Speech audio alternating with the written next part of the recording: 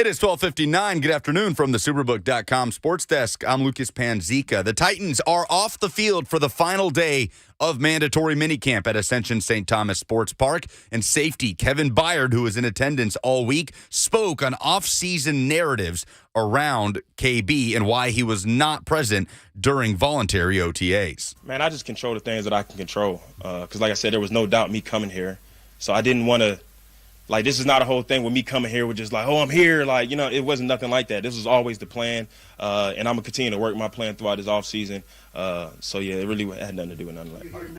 Around the NFL, Adam Schefter reported this morning that the Minnesota Vikings have informed Dalvin Cook of his release. The 27-year-old running back is now a free agent. College softball, Oklahoma blanked Florida State 5-0 in Game 1 of the Women's College World Series on Wednesday. Game 2 is tonight at 6:30. Also tonight, the Stanley Cup Final heads to Florida as the Florida Panthers host the Vegas Golden Knights in Game 3. Vegas holds a 2-0 lead. Puck drop tonight is at 7 p.m. For all your foundation repair and waterproofing needs, visit USSTN.com. Breaking news at once on your home for the Titans and Vols. This is 104.5 The Zone.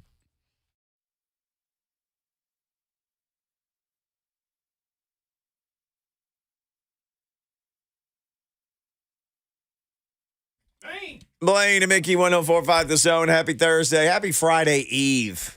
I mean, it's basically the weekend. Friday. Yeah, it's the eve of Friday. Oh, Some people are. Yeah. No, well, as soon as I woke up, it was Thursday, but it was really Friday. This day was over with. That's how I think. Is that wrong? As soon as I wake up, it's Friday already. On Thursday when you wake up. Yeah, when I Thursday, it's Friday. You remember, I don't want to say you remember being young because we're both still so young, but do you remember I don't know about you. Speak for yourself. On those times when Thursday was a big, Thursday used to be, going out on Thursday was the thing. Oh. Yeah. Like you were pre-partying for Friday and Saturday. Yeah. Going out on Lucas, do young people still go out on Thursday? Like just get out and get after it on Thursday night like it's Friday Eve? Yeah, I think so, but Nashville kind of blurs those lines where now that's Tuesday and Wednesday and Monday. It's just like every day? Blurred lines, huh? Oh, yeah. Yeah. Well, you got to go out and party during the week, and then all the people coming in town go out on the weekend. Mm-hmm. Yep. Yeah. And you're saying the professionals locally, they go out during the week. Let the amateurs show up from some out of the way spot and have the weekend. I don't know. People will use their vacation days, though, to come down here and party on a Tuesday. Yeah, that's true. Is that amazing to you guys? That because there's people use vacation days to come where you live. Well, there's like Disney World and national parks and monuments and things, and people are like, no, I'm going to go to Broadway Avenue in Nashville. I'm going to ride a hay trailer pulled by a tractor on a city street. I mean, I'm gonna do all those things. I'm gonna go and drive by a country star's house. A very close friend of mine that lives in New York used an entire week of vacation, 2 weeks ago, for him and his buddies to come down here and spend the week in Nashville and go out on Broadway 4 nights in a row. And I told him that he's insane, and that's the craziest thing I've ever heard. I think that's insane because I've heard people say this, my friends included, family. Oh, man, Broadway's we like it. It's like a mini Vegas. Huh? Oh, really? What part of Vegas are they going to? Like, man, really? Yeah. They got some back roads. They're shooting craps or something. They were from Virginia. It was some friends of mine. Well, I was like, oh, okay. I didn't want to rebuke that and say I don't think so, but I was like, oh, okay. So I just want to get a feel what people think when they come in town. Yeah, that's what they want to do. They thought it was the coolest thing ever. Yeah, they went out to party to the tardy too. I mean, it's cool, but or if let's say the SEC basketball tournament, which is normally here, I had friends. We all know people in different SEC cities, and they say, yeah, we're going to come there and just park our car and we'll spend those 3 days downtown and we'll go to all the basketball games. Like that, I get. But for you to say hey, man, I got, 10 vacation days a year. I'm going to use half of them and just park myself on Broadway. And I mean, I love Nashville. On Broadway. I love Nashville. But what I'm getting at is Broadway's only 4 blocks. Couldn't you see everything in roughly 2 days? Off, man. Yeah. It's fun, man. I don't know. A lot of stuff. See, we live here. It's just a common day, everyday occurrence. So we're used to it. We're oblivious to when they come in town. Yeah, man. If you have to go downtown right now, though, I'll just tell somebody you're out in the suburbs. So isn't something going on this weekend? Everything's going on all the time. When is it's CMA Fest. CMA Fest. Yeah. Yeah, I got to go to an event downtown. No, After I leave here. Today? Yes. I said, can I wear shorts? They say, yeah. Let me ask you, did you go behind our back and get like a country music recording deal? Who? Have you got songs? I mean, we've heard you sing. We know your magic behind the mic. I just try to pull, the wool, Now it's pulled. Trust me. You pulled the wool. I do not have a deal, though. That is not true. But I definitely sing on my spare time. You have a CMA related activity downtown? Oh no! Oh, okay. No, it's not CMA. I thought maybe related. you and Reba McIntyre I was were talking about the duetting. traffic that they would have this event on that day. Oh, no, that's all kind real. of ding-dongery. Yes. But they may not have thought about it, obviously. Yeah, just like, Robert hasn't thought about putting us a TV and a game or something on there or something on that TV screen, as well as, now that he's big boy, big baller now, he on a morning show, he won't even speak on our show. He got a new Bronco truck. It's Thursday, Blaine. He's changed this much in 4 days. And he parked it back to them right next to yours. I don't know why he did that, because his looks like a baby and yours look like it's the daddy. So you should have done that. Went out there and got my jacket, and I was like, oh, man. This is a nice truck, but it sure is small compared to Mickey's. He got a baby. You think that was deliberate? He got a baby Bronco. Nah, he was just trying to be cool. I know what he was trying to do. Park the two Broncos next to each other. Does it have the sticker in the window? He got a paper plate. I don't know about the paper plate on the plates, right? Yeah, he got a brand. Is it brand new, Robert? Like brand new. Oh, it ain't got 200 miles on it, Blaine. Ooh, boy, you can't hide money. I don't even want to roll the windows down and let that good smell out. Robert, I remember you when you got here. I remember when you were just a simple guy from East Carolina University looking to make it in the big city. See, like, watch this. Let's compare this to Lucas. Lucas, what car do you drive? I drive a 2019 Ford Escape. So did you get that new when you got on there? I had a 2008 Ford Escape that I got in high school that I drove up until it escaped 2019. Yes, until her name was got Carrie on Buck Show. Yeah, that's really what made me. No, not really. That happened. That happened a few years ago. Oh, okay. If anything, that's what's holding me back right now. Oh, yeah, we see. Who's the big baller here? Lucas, I got to let you know, man, that couldn't be me.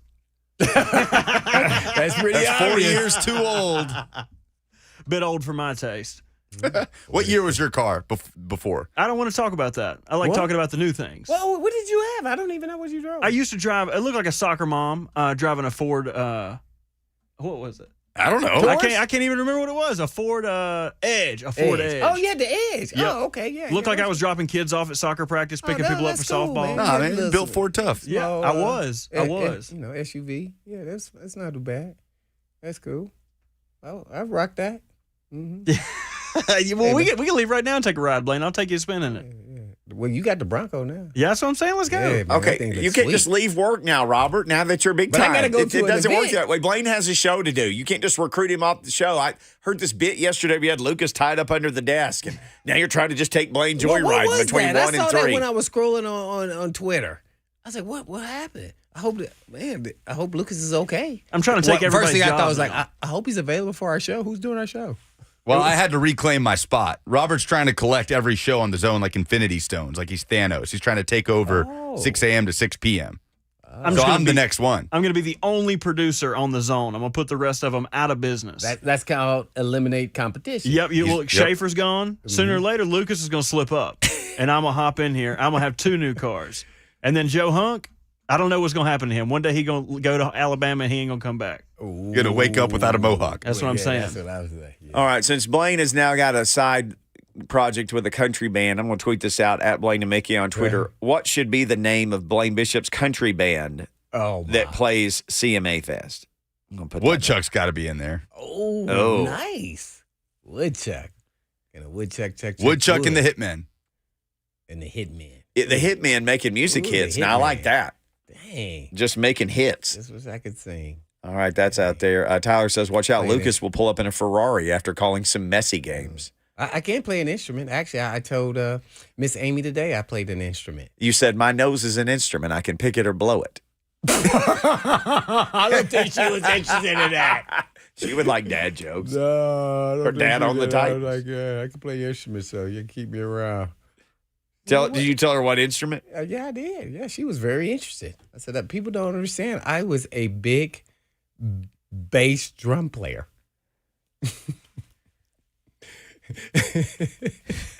In the military band that marched. Yeah. Reason why I brought this up to her, actually, because I wanted to know if she knew that her dad and I went to the same school, and that's why he drafted me.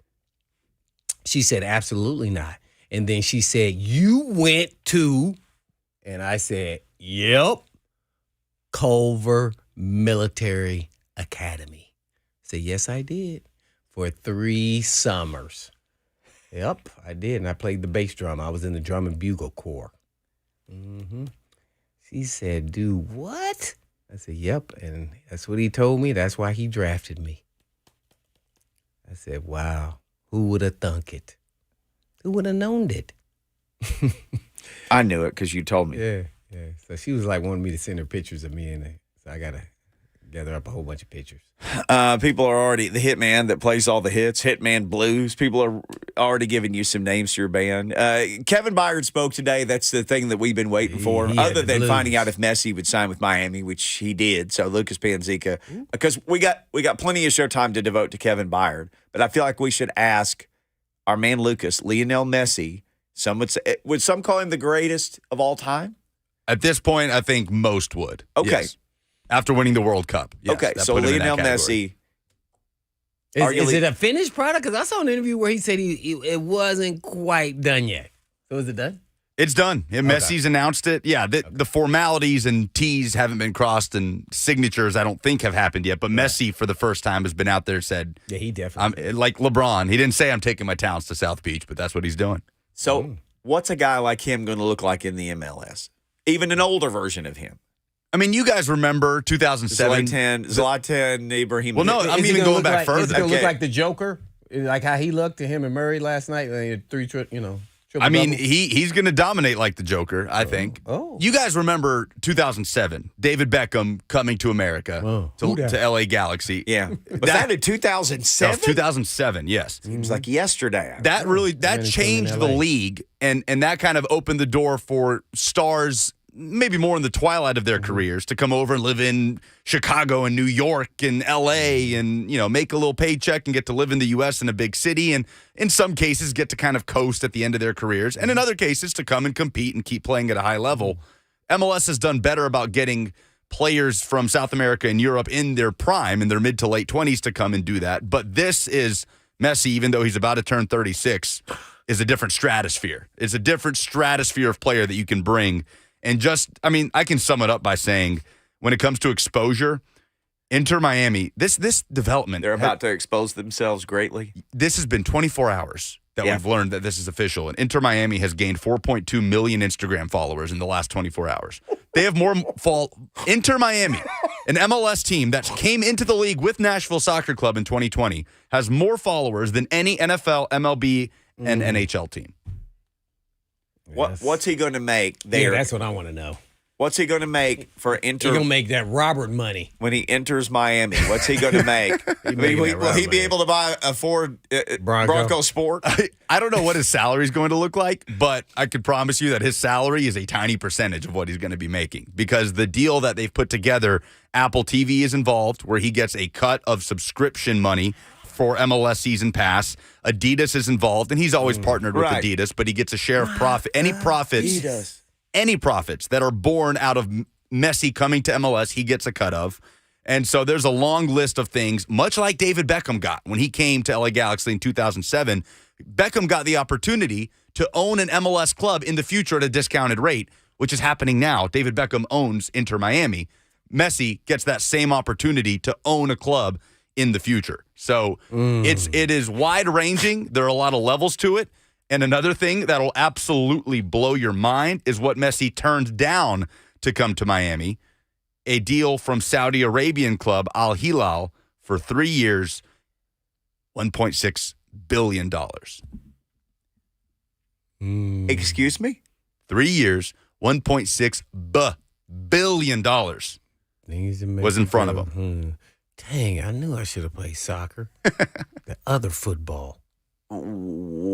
Wowzers. Wow. Ding dong. It's crazy. It's crazy, crazy money. Yeah.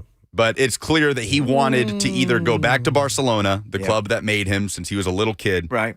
or do something different, come to the U.S., live in Miami, and get to continue to transcend MLS in the way that David Beckham did in 2007. Yeah. So Nashville Soccer Club goes to Miami August 30th.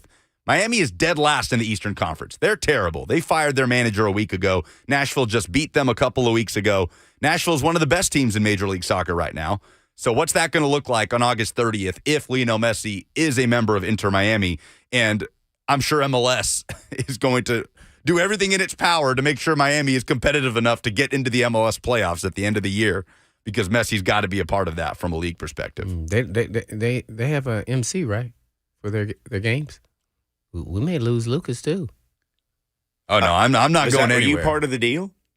yeah, I'm right. Because he said Messi said, I don't go to Miami without Lucas. No, I am Luca. tethered to Geodis Park, the Nashville Soccer Club. All right, we're tethered to break, so we have to take one. When we come back, Kevin Byard, he talked to the press. KB. Let's get into some of the stuff that KB said to all of us. KB said it to you and me. That's next.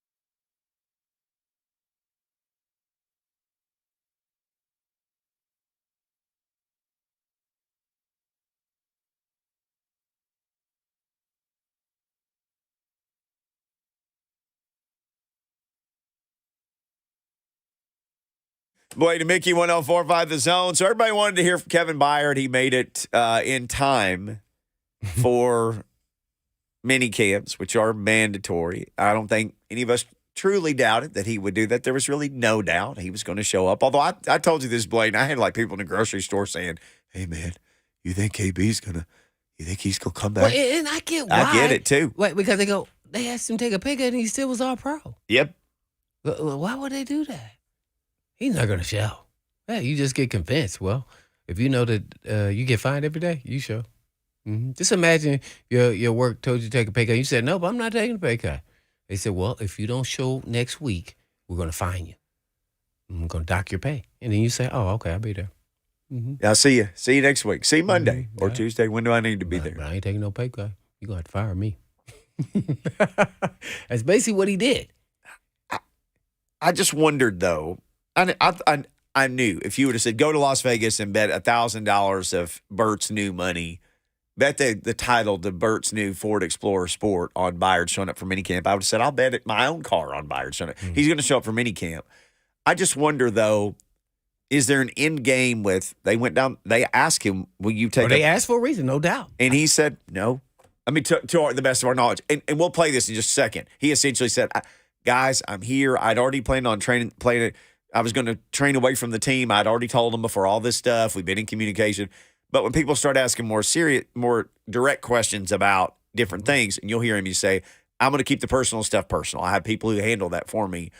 But I just wonder, what's the end game? They still don't have a lot of money. They still need to sign Will Levis. If they're going to try to sign D-Hop, what's the end game?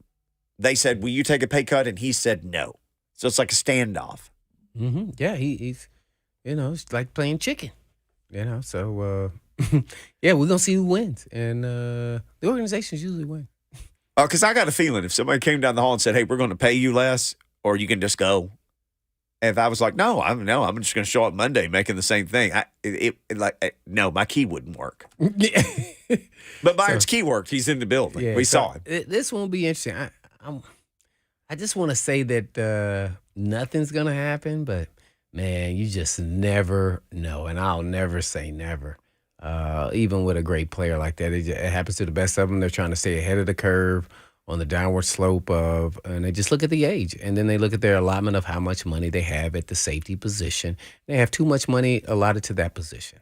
So that's really what this is about. It's not even about his play. Right. Because he's been playing at a high level. And some of that, it has nothing to do with Rand. He's just now the fall guy because he had to ask because he came in and was like, hey, man, we play hooker this and we play Byard that. I mean, there are hardly no teams is like this. Like in the NFL. Yeah. With two safeties making over $10 million. One making 14, one making 11. Nah.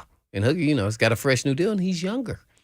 Whether he's a better player or not, that's a whole nother discussion. But he got the contract, which he deserved. And Byard is, at the end of, or somewhat there at the end of this contract. I guess a couple years left on it. So we'll see what happens here. I'm just praying that something good comes out of all of this. And that he gets to renegotiate his contract, maybe at a lower number, but get some guarantees and make him feel good or some incentives to make him feel like, okay, we appreciate what you've done. We're just trying to fix our cap situation. And you're just one of the directions, you, Tannehill, as well as the King, that we targeted because of age. Has nothing to do with performance. So that's kind of how that world works in the National Football League, which is totally different than when you're in corporate America. That part doesn't happen. No, corporate America, will you take a pay cut? No. Okay, bye. Mm-hmm. Here's a cardboard box. Put your stuff in it. I mean, I don't even have any stuff here. I wouldn't have anything to clear out.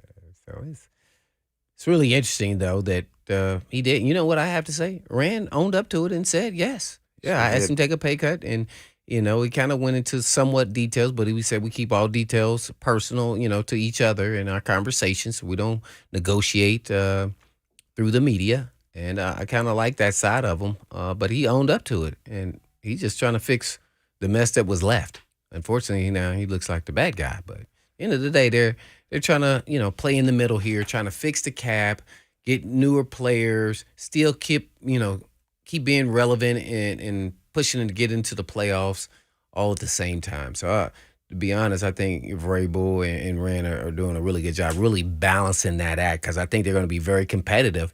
And this move, if they make it with Hopkins, and I don't know if they're going to make the move. I think they're bringing him in just to have a conversation, get on his radar. I think they're going to try to play the market, see if it plays out. Then he doesn't get any big offers. They probably won't offer him. Just want to have a conversation, detailed oriented about, what his role would be and see where he stands and then see what happens after that. And then they can kind of counter it. Just listen to Vrabel. He said, we want people who want to be here.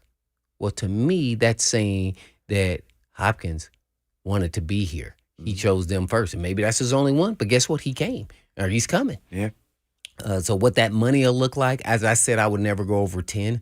I would probably offer him 7. He's just that kind of quality player. Even if he's lost a step, he's still a good quality player.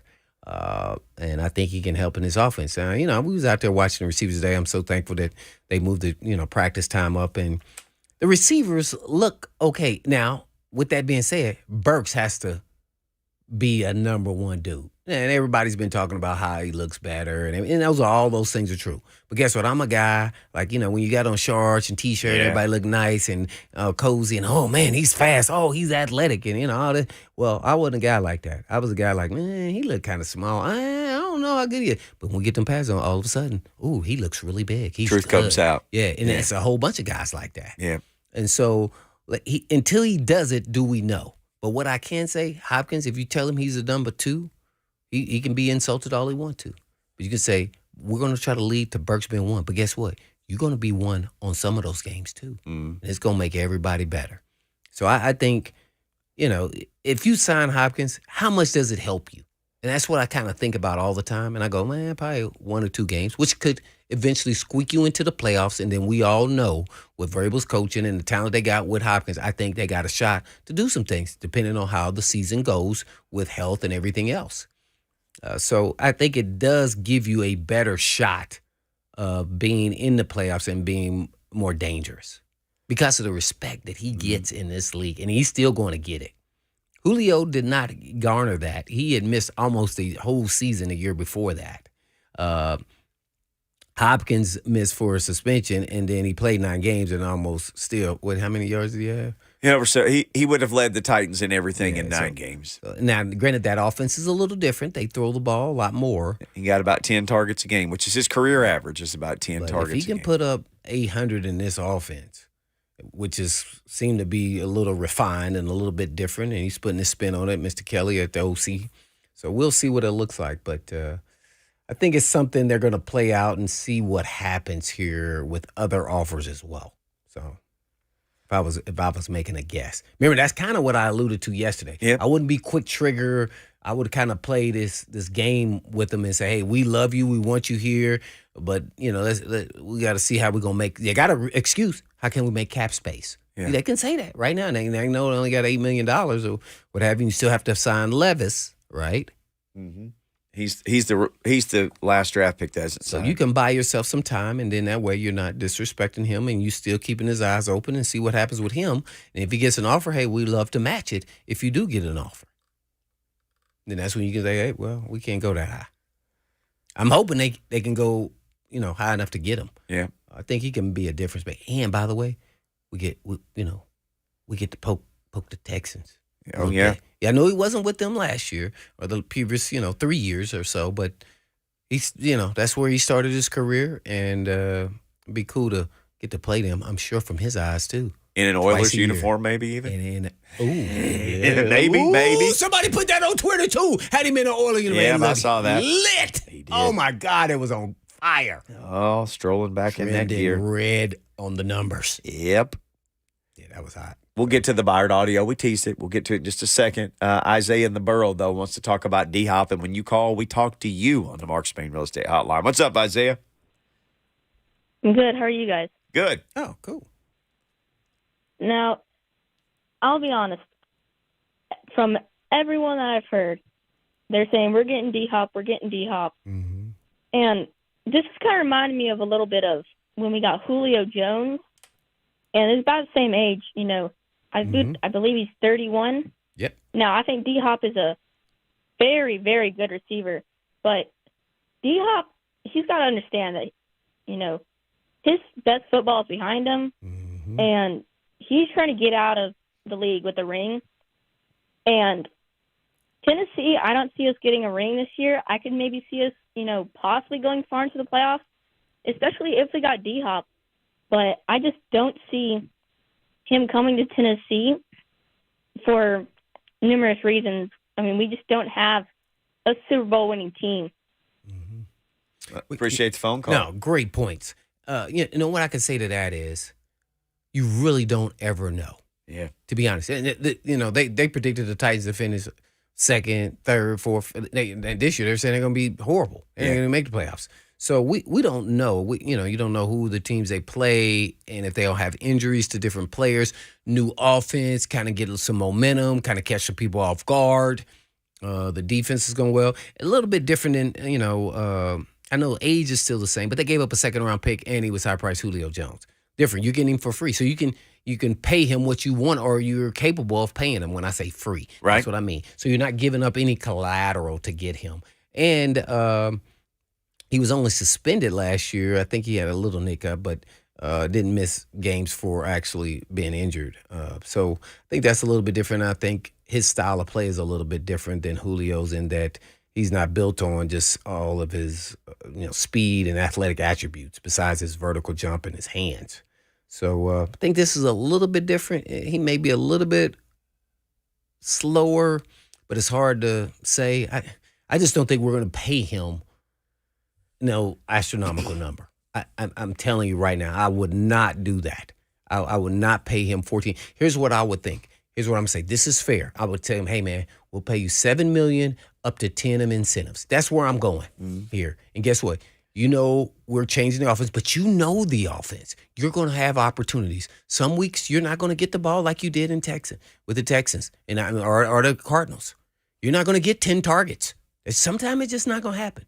We want you there at the end. So we're going to rotate the receivers in. When you get hot, we're going to make sure we keep coming to you. But we're also trying to open up this offense now. Burks maybe get hot. Phillips may get hot. NWI may get hot one game. Hey, so you got to know this is the type of atmosphere we're building here. It's not no me, throw me the rock. I'm, DeAndre Hopkins from, 2017. Right. We're not going to play like that. So you just got to be upfront. And then he'll know that won't garner that kind of money. So you're letting him know where he stands. So I think it's worth that. I think the receivers they have are okay at this point in time. Do I want one more guy that can kind of take it to the next level and be a better group? Hopkins can do that. Yes, he can. So I don't think it's the same as Julio. I know everybody gets caught into all the failures that Titans organizations had with, older receivers when they get 31 or older and what they can contribute. So it's never really worked out. Has there been one that's worked out? Can we name one, Lucas? No, I don't think so. So the odds are in the favor of what the fans are thinking. That's why they're thinking initially, no. Yeah. I think this one's a little bit different for the right price. I think that's how I would be approaching this if I was the Titans. Yeah, especially at the right price. So not 15, not 12, not 10. You didn't give up nothing. You didn't give up anything to get it. No draft. And I think that's one of the reasons that people are still hurt most recently from the Julio is because they traded draft capital to get him. They paid him. And they paid 15, him. What did he make, 15 million? It was something like that, 14? Yeah, it was heavy. Ooh-wee. And it's funny that Isaiah, who called in, said, they're the same age. Julio was 32 and D-Hop's 31. Yeah. Julio seemed like he was about 35 when he got here. Yeah. He's 32. Yeah. Was he an old 32? Yeah, that's really what I'm kind of, that's probably better presented. Yeah. I just some about him. And I'm going to say this. There's a part of me, I don't even like his game. Like, oh, man, it's because the way he's beating people. Mm. It's like, oh, man, he's just out-jumping. So it's like, you playing against your dad when you were 10. Well, he was going to out-rebound you every time, right? So it's just like, oh, man, dang, that dude just that good? Yeah. Say it like that? I mean, so that's why I use the example of a jump ball. Yeah. So that's kind of what he was doing. And he's a good polished route runner, even though he's kind of a longer guy. Yeah. And he got the claws. So I think it would put us on another plane. I think we get respect instantly in the National Football League from the defensive coordinators and the DBs when you have DeAndre Hopkins on your team, even at 31. Now, there's a pattern here in history in the NFL when they get 31 turning 32 wide receivers. There's a big drop off. If you go look at the history of this game and their stats, there are a lot of naysayers that say you shouldn't be, giving them big money Right. at that point in time. So I get where they're coming from, and hopefully this will be one that won't. But if you don't give up a whole bunch of money, you won't feel bad if you took your shot here. And when I say, as I said, I'm talking about $7 million. Man, well, we ain't gonna get them. Well, that's what our price is. That's sorry. That's what we're rolling with. Let's roll with John from Clarksville real quick before the end of the segment. John, thanks for checking in. Hey, guys. How are you? Good. We need to put a chart up in the people we've signed and what we've got out of them. Yeah. And I would be amazed to see how that's gone. I mean, seriously. No, John, you're talking about wide receivers, it'd be right? like a horror movie. Oh, yeah. we can't even think of one that worked. No, I'm talking about as a group. Oh, everybody. Well, that'd be a big spreadsheet. Everybody. You need some I could just use the Microsoft wide Excel to receivers make that that go happen. down the list. Thigpen, Pickens, Molds. I mean, it just goes on. Moss. Who was the Patriots guy that we were all excited about? Oh, he Remember tore his legs David up. Patton, was it Yeah. him? Mm-hmm. He tore his ACL. General Patton. yeah. Givens. David Givens. Yep. He didn't Givens very much. Woods recently. I mean, Julio. I mean, man, the list goes. People have on been and hurt on. so many times. They're Yeah. saying, don't And so hurt us again. I get it. I think this one is a little bit, yeah, it's worth nudging a little bit, but don't go overdoing it. That's the whole deal. So I think that's what they're bringing him for, to have conversations. What is he looking for on pay, going through the procedures and everything else. They know he knows the offense. They know he knows the little nuances of the offense. So they can sign him even late. And now it's just about getting the timing with Tannehill and on the same page. So those all work in their favor, and they can wait the market out and see what happens. Only thing that could happen is really bad. Somebody could get hurt on another team, and then they bump it up and pay him, 14, just some double-digit million contract. Somebody with some money to burn. We don't have any more time to burn, so we'll take a quick break. When we come back, we'll play you some of Kevin Byard's audio. He got to ask everything. We'll let you hear what Kevin Byard said about everything about Kevin Byard next. Right.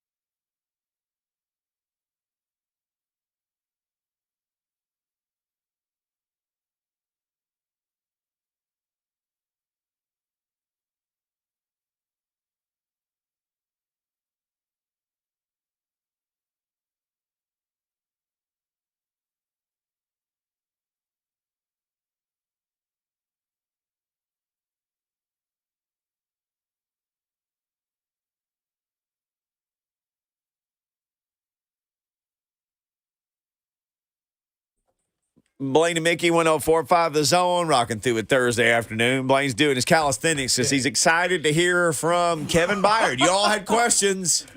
He was asked questions. These were the answers from earlier today given by the Titan safety. I was trying to stay warm. So before, obviously, I know you guys got a lot of questions. I just kind of wanted to address a couple things. First and foremost, I kind of want to address the whole OTAs and things like that. I had been in communication with the coaching staff really early in the offseason before, obviously, all this news and all this stuff that came out, that, I was going to have my own plan to be able to train on my own. Obviously, every player on this team is in a different stage of their career. I am very comfortable, obviously, being with Shane, being with the coach staff Vrabel for 5 years, Shane being our coordinator for the last 4. Very comfortable within the defense. I had stayed in communication with the coaches this entire offseason about any new stuff that we had, any new nuances that was coming out within the defense. But I had been enjoying training on my own and felt it was very important. And it really was never any doubt from the coaches and my end that, I wasn't going to be here for minicamp. I knew I was going to be here and be the same player that I always been, be the same leader that I always will be. So I kind of just want to put that out there. I know you guys got some other questions, but just want to put that out there. So you're saying that before all the stuff with the contract came up, you'd already decided that you wanted to train on your own as opposed to being here every day? Yeah, I just wanted to kind of be able to, obviously, being in tune with what was going on as far as in the meetings, but as far as the strength and conditioning part of it, I had already gotten to the really good groove on my own. I had started working out probably 2 weeks after the Super Bowl on my own.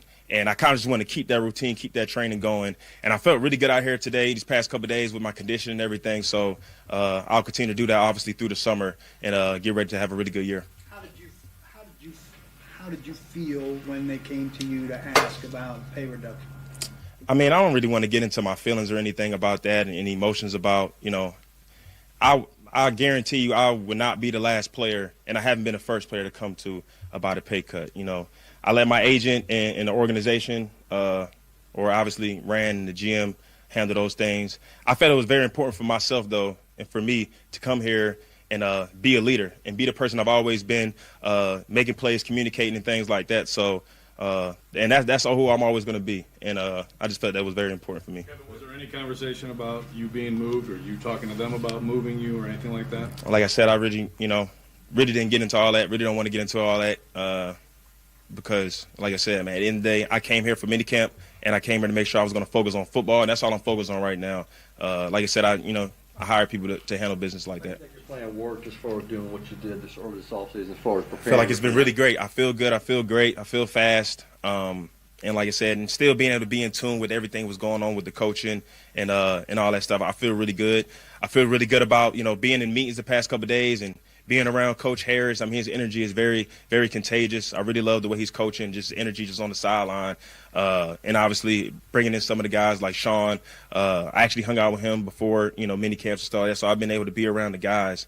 So it's been pretty good. The relationship with Rand Carthon, he's known as a people guy. How has that been for you, developing that relationship with him? Yeah, I've had conversations with him before. This was in February. So when I told you, I started working out probably 2 weeks after the Super Bowl. I was coming here working out with Frank, and obviously when Rand got the job, he came in the weight room. We kind of chopped it up a little bit. We had some conversations and things like that.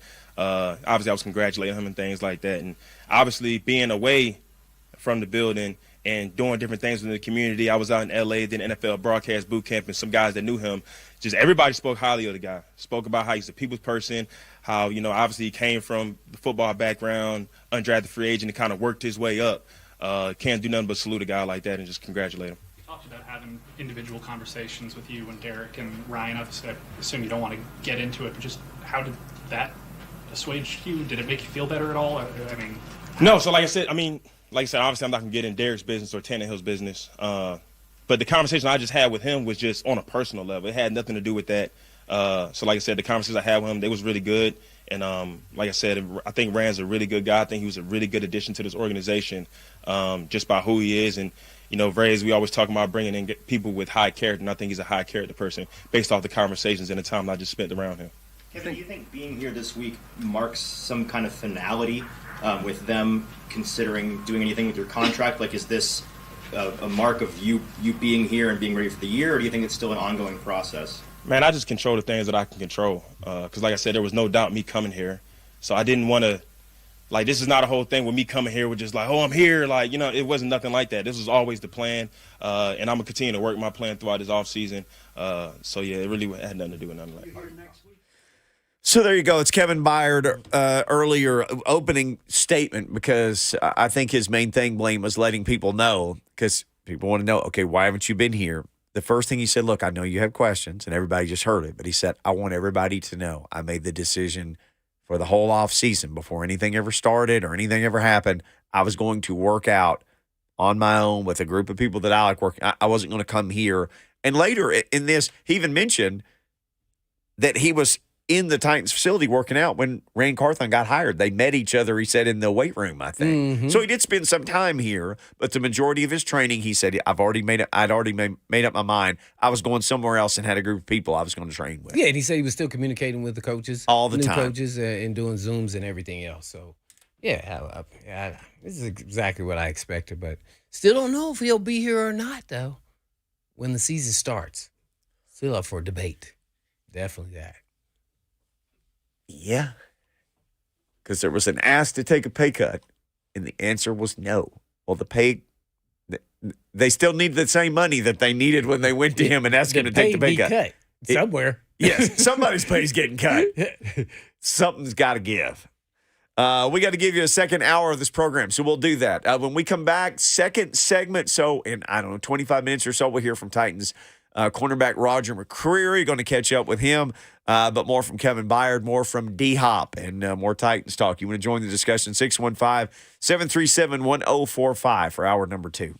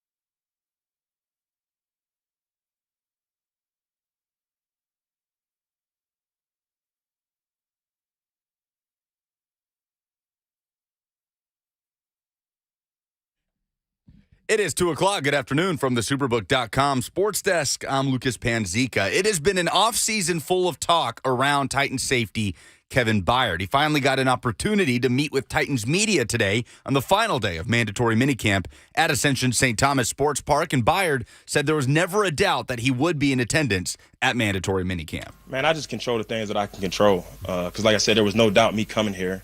So I didn't want to, like, this is not a whole thing with me coming here with just like, oh, I'm here. Like, it wasn't nothing like that. This was always the plan, and I'm going to continue to work my plan throughout this offseason. So, yeah, it really had nothing to do with nothing like that. NFL news today started this morning with Adam Schefter reporting that the Minnesota Vikings have informed Dalvin Cook of his release, the 27-year-old running back, now a free agent, and former Chiefs defensive end Frank Clark is going to stay within the division and sign with the Denver Broncos, as reported by Jordan Schultz. Tonight, the Stanley Cup Final heads to Florida as the Panthers host the Vegas Golden Knights in Game 3. Vegas holds a 2-0 lead. Puck drop is at 7 p.m. For all your foundation repair and waterproofing needs, visit USSTN.com. Breaking news at once on your home for the Titans and Vols. This is 104.5 The Zone.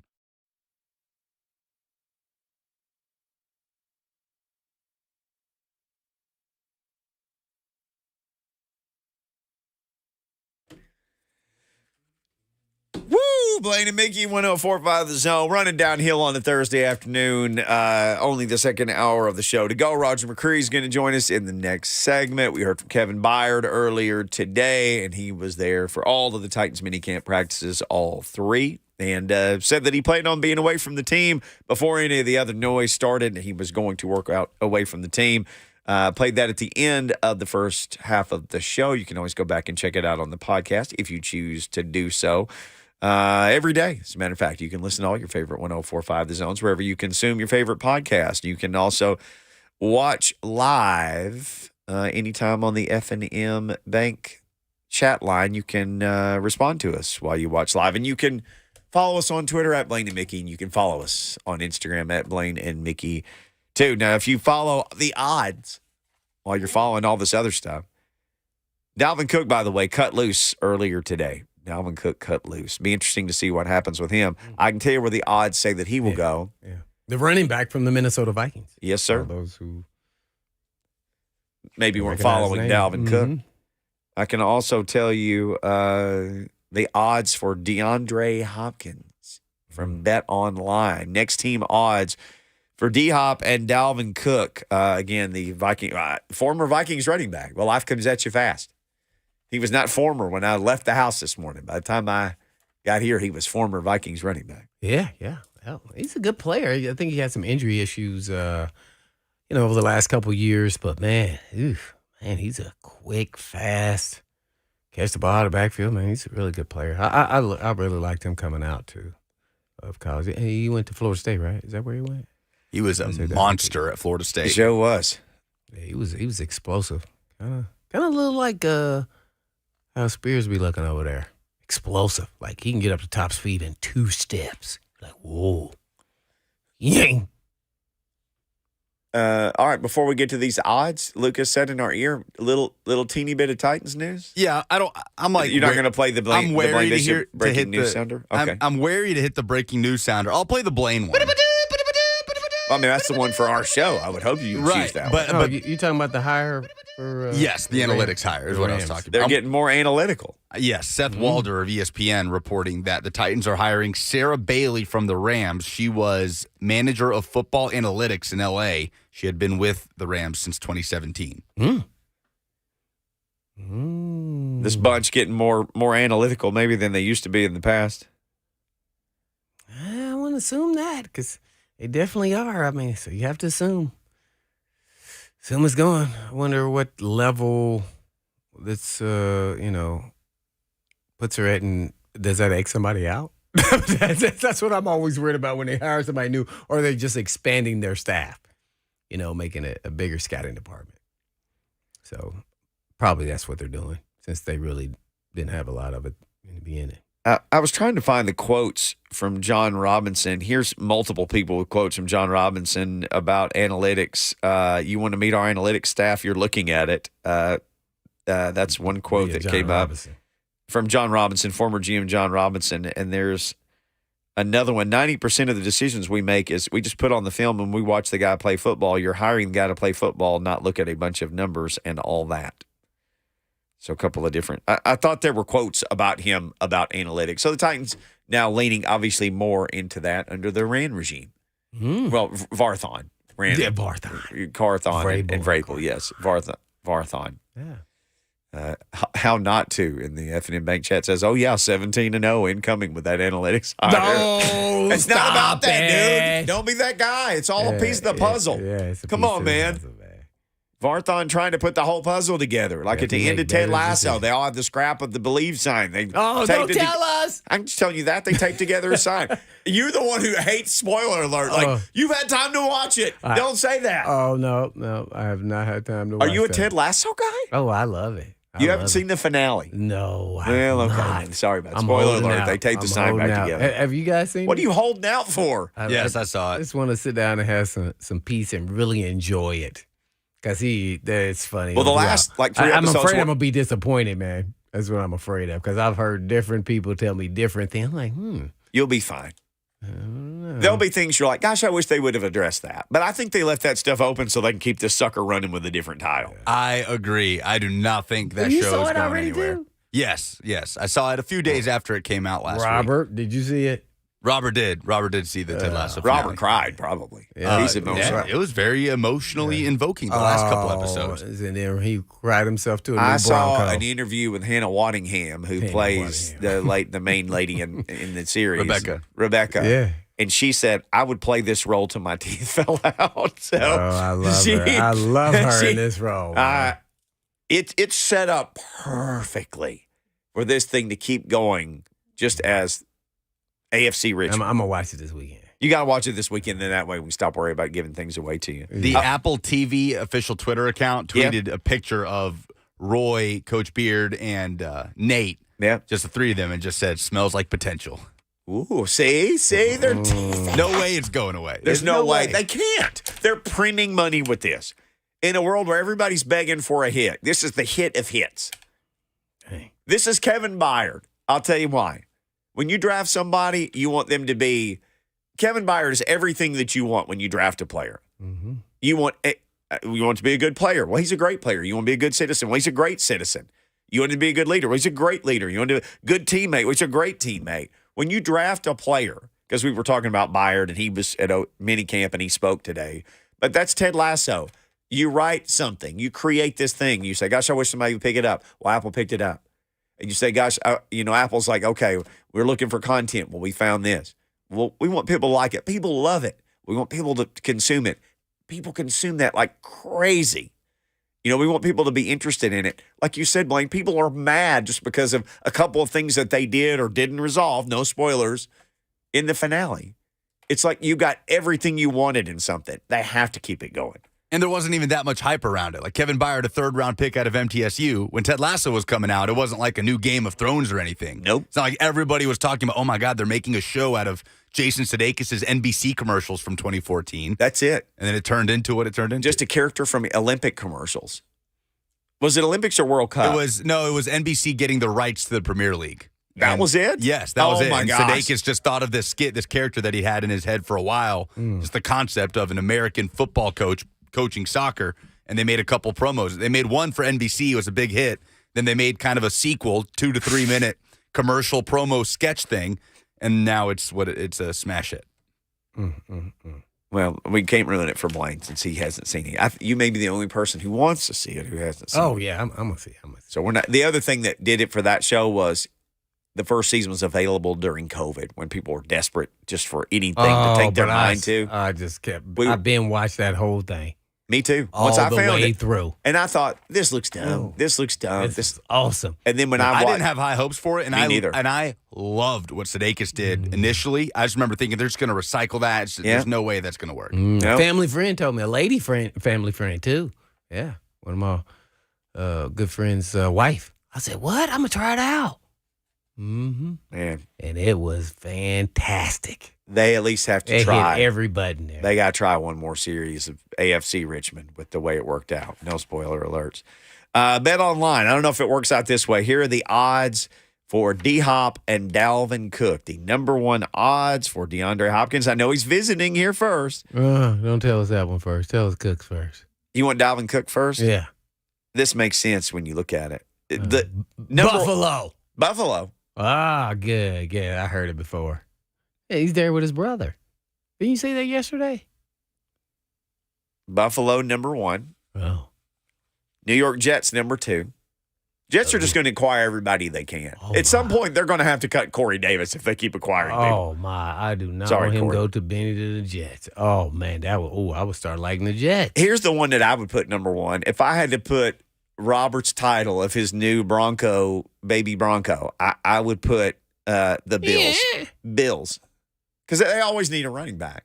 Because when you play the Bills, you don't really have to necessarily fear the running backs they've got. Got to fear a quarterback running because he's like a big Bronco himself. I don't even know if they got a running back. They think that's the misfit. I don't know if they're going to do it. It's really the quarterback. He's got to stop running and throwing. That's it. Seriously. Nobody's body can take that forever. You got to run when available, but they drawing up running plays.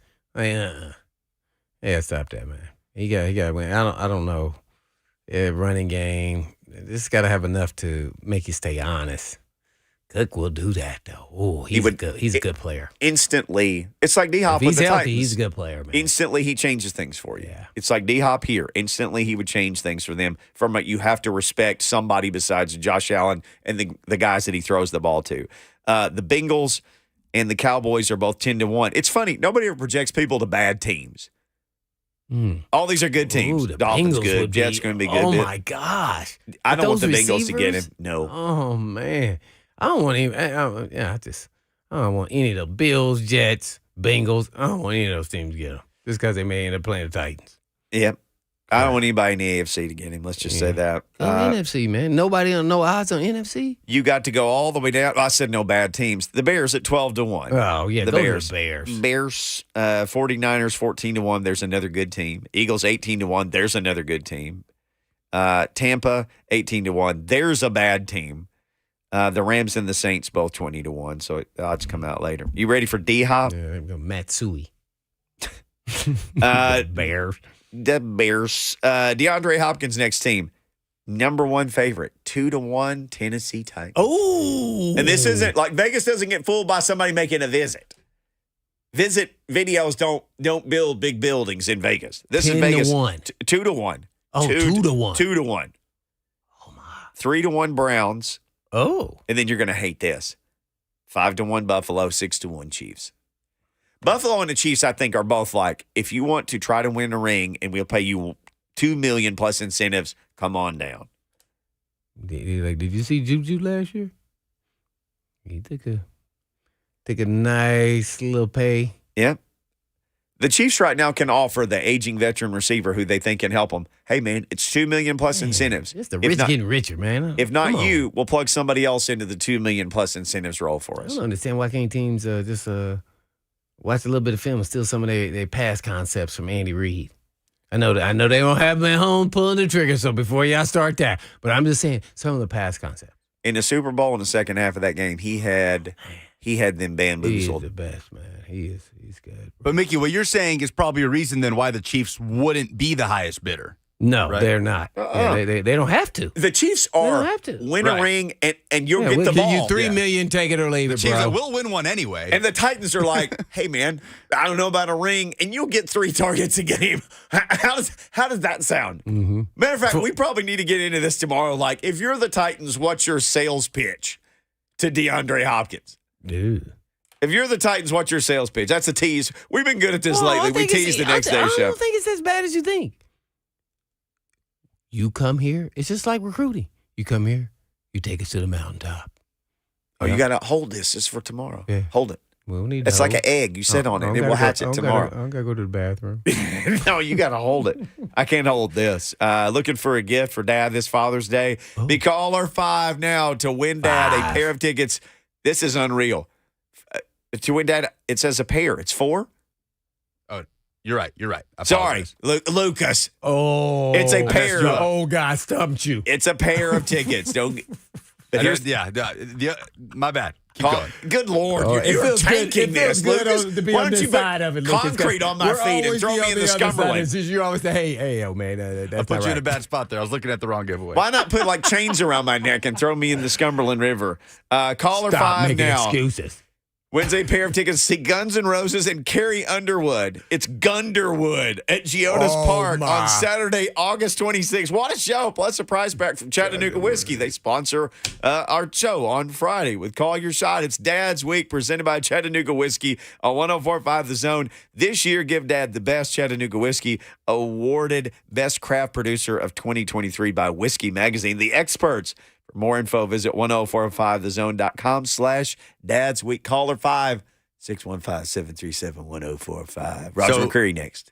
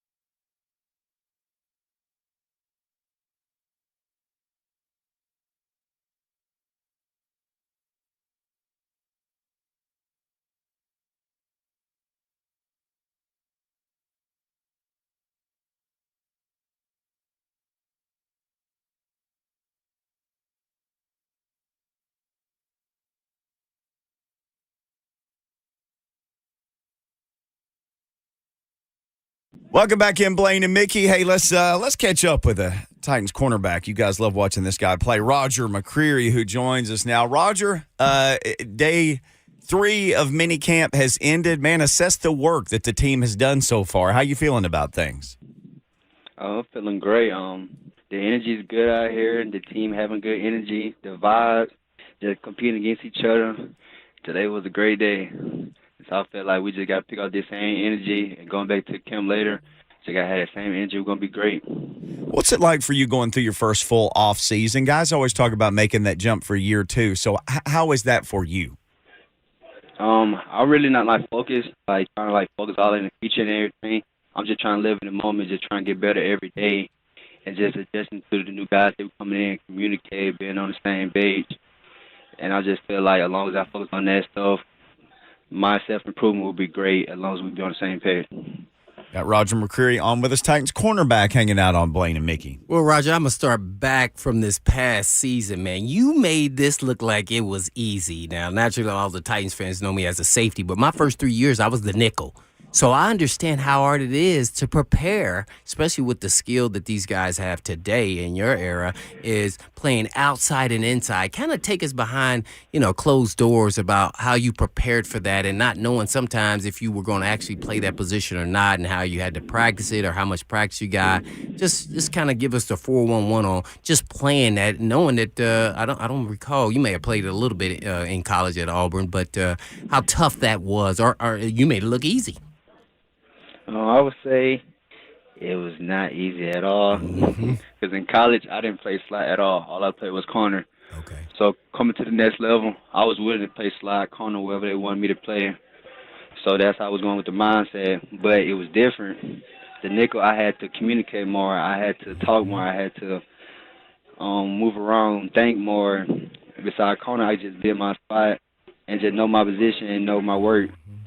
But nickel, there's a lot of stuff. I got to read the run, read the pass. So just last year playing all them snaps and everything, I feel like it was great for me because I experienced a lot, and I know how opponents attack me now. And I feel like that was great. I feel like my confidence is higher now because I know what's coming at me, and I know how the game goes. Yeah, because your body build, you're kind of a built-up guy, kind of stocky built a little bit. And, everybody talked about, how short your arms are. Naturally, your arms is just as short as mine. And it doesn't matter because you're a baller. I even went back and watched tape of you going against all the Alabama receivers to all the great receivers in the SEC, LSU, and you dominated. So it didn't really matter. But do you think your fit in the league to really take off is going to be the nickel? Or do you still believe that you may play outside some, just depending on who's healthy or not? I'm going to the season, and how Chris and Coach Book say, everybody can play in a position in the backfield. We're all DBs, so they be having me inside, they have me outside. Any situation, no matter what, they tell me to go in, get out, stuff like that. So it's not like I'm primary or nickel or corner. It's just that we all can rotate, because we all got to know what each other doing. So I feel like any of us can play in a position. Man, how much have you studied? One reason why I asked you this, I went back and looked at my notes from when I interviewed you when you first got in, and I forgot to ask you this. You never even played corner till you got to Auburn. Is that true? And then to see what you're doing now, I'm just amazed of the transition. And then, the sky's the limit because you're still really growing and learning the position. Is that true? Tell me what you played actually in high school. In high school, I mostly played safety and receiver, but my school was so low, like we had 22 guys, so I was playing really like every position out there. And when I went to Auburn, my main focus was corner, and that was my first time. That was a big adjustment to me. So I started getting used to that and everything. My 4 years went by. I'm getting adjusted to nickel now. So it's like the same pattern over and over. I got to get used to it. So really last year, I knew it wasn't going to be good plays. I knew there were going to be mistakes I was going to make, but I always knew I was going to adjust to the game just by me observing and learning and being around great guys like KB. Them guys helped me adjust and learn even more better. So I felt like it's going to be good. We're on with Roger McCreary, starting cornerback from the University of Auburn with the Tennessee Titans. Roger, I think one of the highlights for all of us in training camp and any time is it seems like when Traylon Burks lines out there, if you can go and cover him in any drill that you do, I love the relationship and the rivalry that you guys have. Well, most definitely, that's the guy I always want to go against no matter what. Lately, he been getting the best of me, but I love that because that guy, he's like a great receiver. Like, he can do a lot for his size. He can run. Like, if I can cover him, I feel like I can get used to a lot of guys in the league. So I'm happy that I have that guy for a big guy receiver, and especially Kyle, too, a quick guy at the slide. So really, I'm getting the best of inside and out, and I feel like it's great going against them two guys. So the Titans offense overall, guys are talking about it being different and there being different aspects. What are you seeing from those guys as as you're covering them and playing against them? Tell you the truth, they give me a lot of stuff. Like, it's not just one thing I see. Like, from last year to this year, as a group, I feel like we all improved. So I see, like, they playing like vets now. They moving around. They knowing the game. They disguising. They doing a lot of stuff. So I see, like, we all improving as a group. And I feel like it's going to be just a great year as me and as for them, too. Like, are you seeing any more tempo or different elements of the passing game, anything like that? I would say it's a lot of things going on. Like, they're doing a lot of different stuff than from last year. So I feel like it's great because I'm communicating going off the offense they're going off of because they're doing a lot of different stuff. And I'm really liking it because it's different for me, but it's making me better as a player. So I feel like it's going to be great on their end, too, because there's so much going on that you got to pay attention to. Yes, sir. Chopping it up with Roger McCreary, Titans cornerback out of Auburn, second-year player. All right, you got to tell us, what guy did you match up? You were like, whoa, this is going to be tough. What guy would I like to match up? Yeah, who you matched up against. She was like, oh, man, this not going into the game. You got out there, you confident and everything, but then all of a sudden you're like, oh. This dude this is not what I saw on film. that definitely happened to me. Start from last year? Yeah, from last year, yeah. From last year, tell you the truth, it was just more than one guy. It was a lot of guys. Yeah. It was a lot of guys. That's how I went to the game, like, oh, wow, like, I see this guy playing on film, but in person it was different. Like, dude, they were actually running. They were actually doing routes and everything. So it was guys like C.D. Lamb to Portland to Stephon Diggs, Devontae Adams. Ooh. Them the main guys that stuck out. And I feel like playing them actually in person, that shit, it was amazing. It was amazing. I loved it. I'm not going to lie. Well, what would you say? I got in mind what I would say, but yeah, I'm not you. So what was your favorite play throughout all of last season? If you had to pick one play. Well, that tipped INT that you... Yeah. Maybe that one? That was my favorite play. Dang, that was mine. That was my favorite play. Did y'all practice that? A lot of people ask, like, did I plan on doing that from the start? No.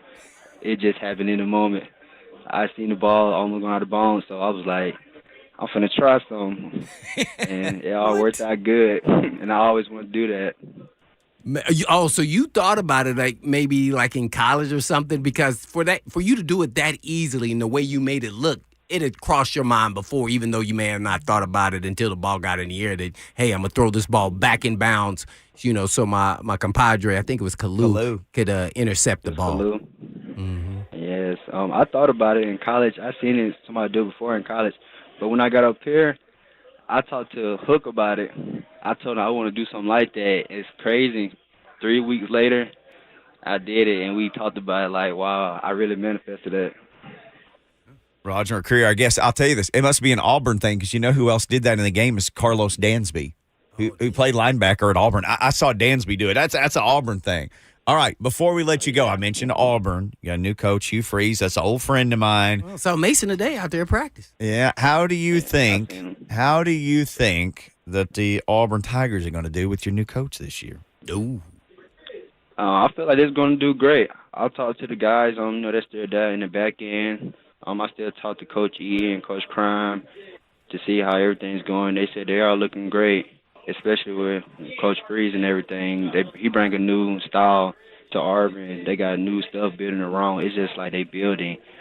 So I feel like it's great for them because they're not going back. They're moving forward, and they got more guys coming in with them.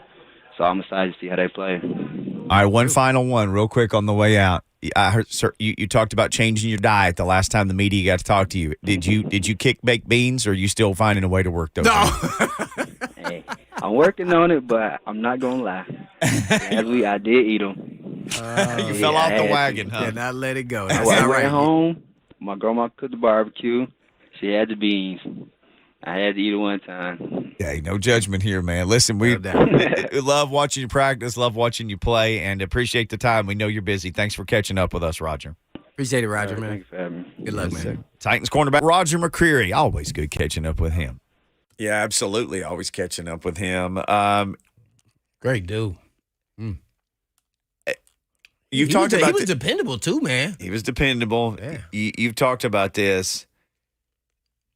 Just because somebody comes in the league and they go, well, he's a corner, so he's going to play slot. You said, no, man, that's understand. It's two different things. It just has cornerback at the name at the end of the name. It's two different things. And here's a dude. He broke it down too. Who I didn't even. I never knew this. You pulled this out of your extensive, library of notes on every player. Hey, man, you didn't even play cornerback in high school. So this is a guy who learned to play cornerback at Auburn and then moved inside at the NFL level in his, fifth year of playing the position. Which I would say is the hardest because there's so many tentacles. I mean, you're half linebacker, half, nickel, Sam backer, linebacker, cornerback-ish, blitzing, covering, know where the run fits are, know where your pass help is. I mean, man, it's a tough deal, especially for a young guy and then who hadn't had a lot of experience playing cornerback, let alone, playing that position, nickel. So, yeah, that was pretty cool to see. So he put in some work, some mental work. And, by the way, they had to teach it to him. Yeah. So we'll see him there now. See him doing some blitzing. I don't know if he's going to be like Mold and crawl underneath somebody. Remember Mold and crawled that offensive lineman, he crawled underneath him? Yeah. Tampa Bay, wasn't it? Preseason? That was hilarious. Made a sack. That was awesome. Whatever way you got to get it done. Boy, he's gonna be vital, man. Button and then Bolton on the outside, then him in the slot. That's strong. Young. Hopefully they stay healthy. Knock on wood. Well, did McCreary? He played every game last year, didn't he? Yeah, I don't recall him missing any. I don't remember. If he did, maybe it was one. But, I mean, he might have got nicked up, but I don't recall him missing any games. He's been pretty durable. That was the last thing I wanted to really ask him. But we had to go. Yeah, he played 17 games. Yeah. He was 17 games. I want to see his snap count. Because what he's doing that they're not. To stay ready each game. And see, that's why I talked about his build. They can say, oh, he's stocky. He's got shorter arm. Well, it's more durable, though. Hey, you want to hear a stat about him? You said he was durable, man. You want to hear a stat about him? How durable he was? The Titans had 1,165 snaps of defense. 1,165. He played every one of them. Wow. He played 100% of the defensive snaps. This dude. Who else besides Byard is on that list? No, not Byard. McCreary. I know. I'm talking about beside. Oh, you're saying Byard obviously is on the list. Yeah, man, Byard ain't missing nothing, man. Byard played the Cowboys by himself last year. I don't know if anybody else can say that. Would Brewer maybe be? None of the linebackers. Brewer was fairly None of the available. D linemen. I'm about to get it. Don't worry. They rotate. Don't worry. I'm about. This is just none of the corners. Real time searching here. Let me get snap count. I'm gonna say it's only Byard on our defense. Snap counts. Let's McCreary and Byard. Nobody on offense. Aaron Brewer played 99.61. You got to go to Dennis twice daily. Played the second most snaps on offense. He was available. That's the problem. You could say that about him. Thank you, Lucas. He was available. Yeah, well, he was available, but he shouldn't have been. And to be honest, he should have been. He's a guard. NPF played 90.5. Nobody else played more than 78% of the snaps on offense. You want to know why it was a train wreck over there? Well, that dude calling the plays didn't help. But Wow. Brewer twice daily and Nicholas Petit-Frere played more than 90% of the snaps. Nobody else even played 80% on the offense. Let's see about defense. Oh, man, I'd be stunned if it's more than just Byard and McCreary. This shows the Titans team snap count actually rounds it. Roger McCreary played 99.74% of the snaps, 1165. Kevin Byard was next. He played 1139. This dude played more snaps than Byard, who never, ever, ever, ever, ever, ever doesn't play. Right. That's Roger But McCreary. then, you come out for a breather or you got your wind knocked out of you or something, Yep. Yeah, something. Get something tweaked. Mhm. Yeah. You can get a stinger. Nobody else after those two? Not even close. I told you. Large Jeff, who played on one leg, was 71.92%. So nobody in the 80s, nobody else in the 90s besides McCreary and Byard. You got to go all the way to 63% next for David Long. And I don't know if anybody would have pegged David Long. He's like, oh, yeah, he played the fourth most snaps on defense. Who was fifth? Andrew Adams. He tore his ACL. And most people couldn't pick him out of a police lineup. Oh, yeah. I hated for him, too. He would have been a nice little, three-piece there if you dang.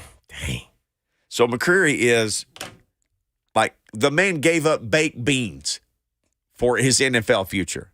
He gave up baked beans. He broke at his grandmother's house. But I'm telling you, if I was his grandmother's house, I would have eaten all the grandmother baked beans that she offered me. As Ja L said, them baked beans with the hamburger meat and the brown sugar. She's Ja, I'm just going to say this. I bet his grandmother probably had like some other meat in there as well, a second meat in the baked beans. Lucas, can you make some baked beans for us? And put some. Not really from that's scratch. Not on your recipe. Not from scratch. But you don't have to grow the beans, ding dong. Nobody makes them. You just get the can and then you add stuff. Yeah. I guess I could do that. I like to make pinto beans. Like from the dry, like raw pinto beans in like an Instant Pot with ham hock and onion. To make some of that. Whenever you make some of that, bring some extra. 100%. You know what's good in that? Cornbread. Ooh. You crumble the cornbread in the beans and eat it like soup. Yeah. It's good for winter. Good for winter, too. We used to eat that all the time when I was growing up. A minute. All this healthy eating I'm doing is just not. Imagine, and there's some bacon fat in there, Blaine, if our people was making them. Dang it. Pinto beans cooked in the crock of you-know-what pot on the countertop, then the cornbread in the cured iron skillet that's never been washed. And then my dad would walk outside to the garden and get like 2 fresh tomatoes and slice them up. As a kid, I hated that meal. If I had a time capsule, I'd go back and eat it every night. If I had a DeLorean and a flux capacitor. Why, as a kid, did you hate it so much? Just because I felt like this is the dumbest thing. We're eating beans for dinner. This is so stupid. You're like, what is this, the Great Depression? 100%. Lucas, I said that. What are we? Is this the 30s? Beans and cornbread? Who are we? But it had meat in it, though. Yeah, it had meat in it. Hey, but I'm some dumb yokel. I didn't know. Well, I'd give anything to have that right now. Oh, my. Me too. And the cornbread, like I said, and it had bacon grease in it too, and the skillet that had never been cleaned. Because if you cleaned a country person's skillet, they'll knock you out with it. Slap you upside the head. Ooh. Byard also talked about ramping up, getting ready to go at the right time. He's pacing himself, Blaine. I've heard you talk about this. Let's hear Kevin Byard talk about it next. Pace.